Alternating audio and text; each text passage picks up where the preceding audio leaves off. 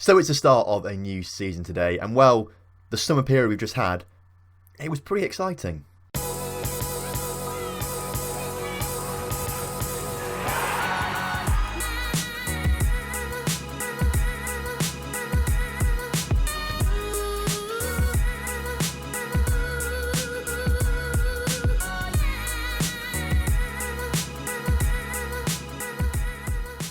Hello and welcome back to the Lincoln Loco. Today we've got one game for you. It's a home game against newly promoted Derby County. But before that, there's an awful lot of news to go through. There's an awful lot of transfers. There's just so much to talk about. The first thing, which you may have already noticed from looking at the screen, is this little thing here. Look at me. I'm now the England manager as well. Basically, over summer, England came to me and said, do you want to be the manager? And I put a vote out on Twitter saying, should I become England manager? And about 70% of people voted, said yes. So we became the England manager. Now, don't worry, this won't interfere with Lincoln stuff. In fact, it probably won't even feature, basically. The only reason we decided to go for England manager, we discussed it on Twitter. If you don't follow me on Twitter yet, I suggest you do that now. So go and follow me on Twitter at TomFM_YT. But we discussed on Twitter that because it's Brexit Britain, basically, right now, and work permits for foreign players are hard to come by, if I become England manager, I've got in-depth scout reports on a vast majority of fantastic, good English players. So really, becoming England manager is just a way of me to scout more English players, basically. So that's kind of what we're thinking. It's not going to really come into the series or anything. We may do a little spin-off of the World Cup and things like that. You know, when we get to World Cup, we do a little spin-off series or something like that. But there is a benefit to becoming England manager, though. If we look at the squad, we do get to continue with Brad Yeo. Of course, Manchester United never let us have him back. I'll put the screenshot up now. We tried to sign Yeo over summer, but Man United quoted us 101 million for Brad Yeo. So we decided not to go for that in the end. So although he probably won't come back to Lincoln, at least for the next few seasons, we can at least continue it with England. So that's quite good. But interestingly, the England scouts don't rate him quite as highly as I rate him and my scouts rate him. So that's interesting as well. It's also interesting because the England scouts are better than my scouts. And of course, the England team is better than the Lincoln team. So therefore, the scouts rate players that we think Lincoln are really good worse than they actually are. Now, it's a bit difficult to explain because scouting in Football Manager is done based on the strength of your side. And because the England squad is stronger than my Lincoln side, obviously, in my Lincoln side, Brad Yeo is 4-star current ability, 5-star potential. But in England, he's only 3-star current ability, 4.5-star potential. So that's kind of where the conflict comes from. That helps with scouting as well because I can get better reports on English players to see how good they actually are compared to what they are in my side, for example. I don't know if that made sense or not, but that's kind of my thinking. It took about 3 times to explain that as well, so good luck to me editing this later on to try and piece it all together. So this was the first big news, England manager. That was pretty cool. Then Brad Yeo wouldn't come to the club. Lincoln City-wise, new stadium plans have been announced. Just after the season, they did announce new stadium plans. So we can show you the facilities here. We're due to move into 24,646,000-seater stadium, Grant Brown Park. Very inventively named after Lincoln City legend Grant Brown. Slightly better than just Brown Park that I've had before in the past in other FM games. But I'll show you a screenshot again of more details of that to show you how much money we're spending and things like that if you're interested in that kind of thing. So a new stadium is coming, not this season, not next season, but the end of next season. So we've got to wait 2 more seasons before we move into it. So that'll be quite exciting. So I think that's all the news up to date with then, if we talk about news. I guess one little thing to throw in there as well. For a long time, I've had a Discord server, but I've never ever said to people like, oh, come and join it. There's a link in the description to it if you want to join my Discord server and talk to me a little bit more. So go and do that if you want to. But I've never spoken about it until the other day I checked it, and there was like a message from like 2 months ago from someone. So I started talking to them a little bit. So if you want to talk to me a bit more, join my Discord server. Right, transfers. Let's get on to the transfers. There's been a lot. We've broken our record for amount spent on the player, and amount we've sold basically. So let's go through this then. Right, so we spent 70 million. And we've sold £27 million worth of player. We got a transfer budget of 60 million, and then obviously we upped that because we sold £27 million worth of players. So it gave us a lot of leeway in what we could do. We've not signed as many players as I kind of wanted to, and that was mainly because of work permits and things like that. Work permits were ridiculously hard to get for some players, even though they are playing international football. They're not high enough in the international rankings, or we're not getting enough caps and percentage-wise. It's complicated, and I can't really work it out yet still. But we're still trying to work on that somehow. So we'll get it there somewhere. But we did miss out on a few players because of work permits, and they went to other teams, for example, and things like that. We had a bid for Godfrey Donser, who was playing for Fulham, who got relegated last season. But then as it was all about to go through, they had a transfer embargo, so it got cancelled. and then suddenly he went to like Hertha Berlin or something like that. So unfortunately we missed out on him. So that was one big sign that we missed out on. But other than that, we're going to now focus on the outs. There's been quite a few outs. The biggest one, of course, was Chummer. He asked to leave at the end of last season, so we said, yeah, okay, that's fine, you can leave. He wasn't quite as good as he was going to be, and he went to Middlesbrough for £16 million in the end. So I think that was a fantastic deal, considering we brought him in for £300,000.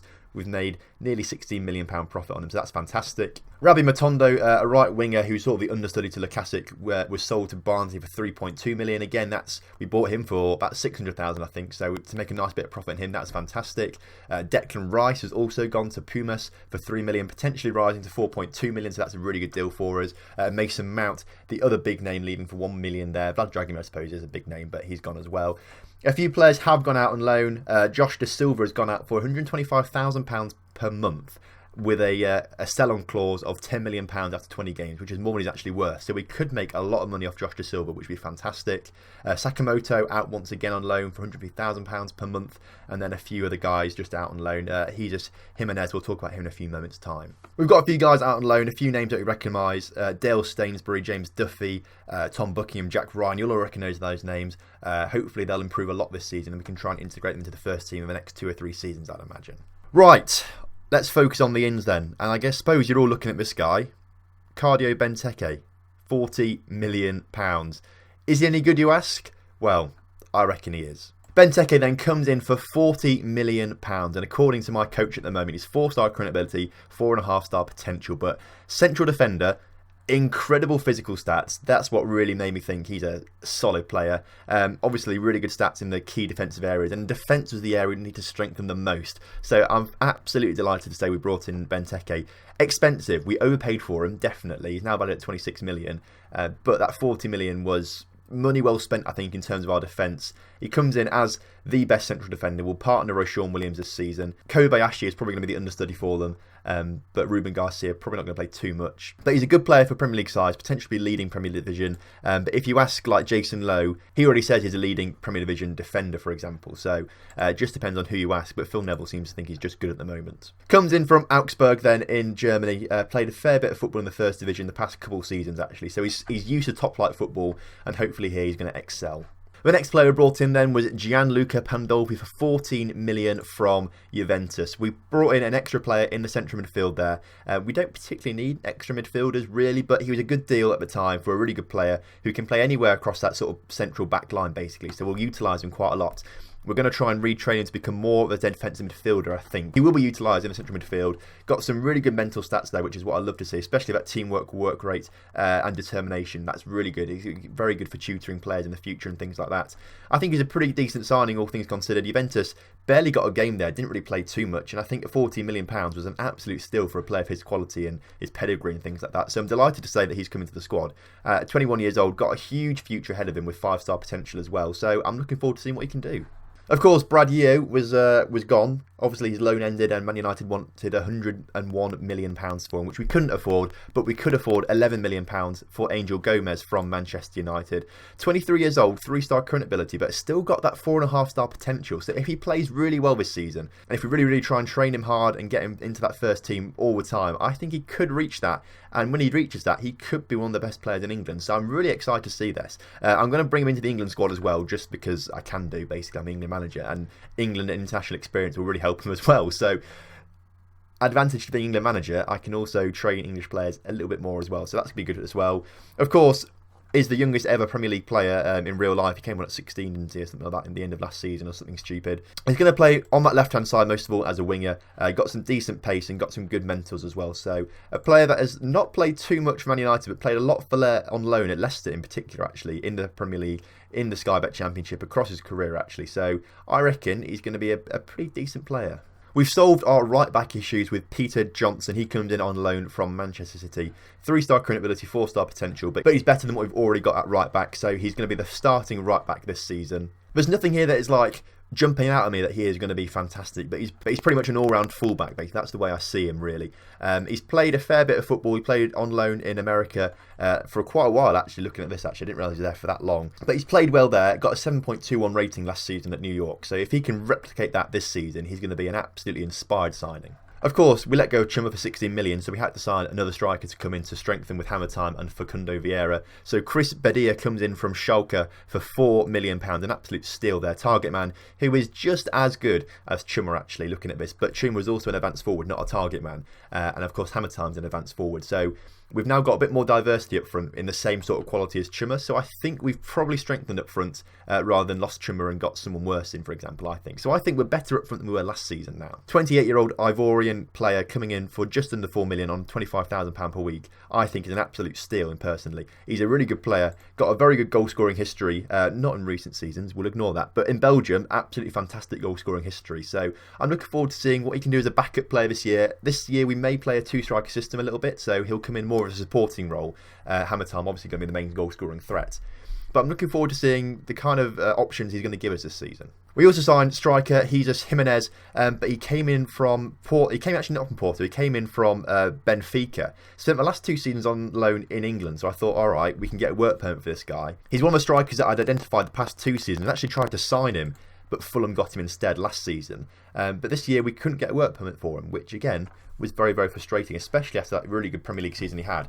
So we signed him for an absolute steal because at the start of the window they wanted 20 million for him. We said no, we don't want to pay that much money for him. And then they've transfer listed him for £825,000. So we got him for that, and he's now on loan at Porto. So hopefully at Porto he'll get himself back into that Portuguese side and get a work permit for himself. That's kind of what I'm hoping, basically. But he's a very, very good player. 3.5-star current ability. His report says he's got that 4.5-star potential. So he could be a leading Premier Division player. If Porto play him, he'll get back in that Portuguese side, and then next season he'll be an absolute star for us. Finally, Curtis Jones comes in from Liverpool for just over £500,000. He's going to be that backup player, basically. A backup player in that attacking midfield.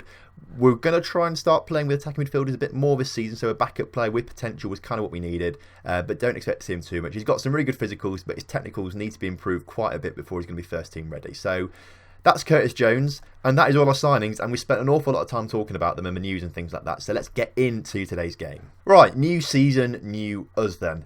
Different formation as well. We're going to go slightly more attacking this season against teams that are lower down in the table. I think we've got that confidence now to do that, and especially Derby have just been promoted. I'm pretty confident of a win today. So Reynolds starts himself in goal, and we've got a back four of Masovic, Williams, that new guy Benteke, and Johnson starting as that back line. Jalapeno and Perry retain their position from last season, starting in that central midfield. Gomez comes in on that left-hand side.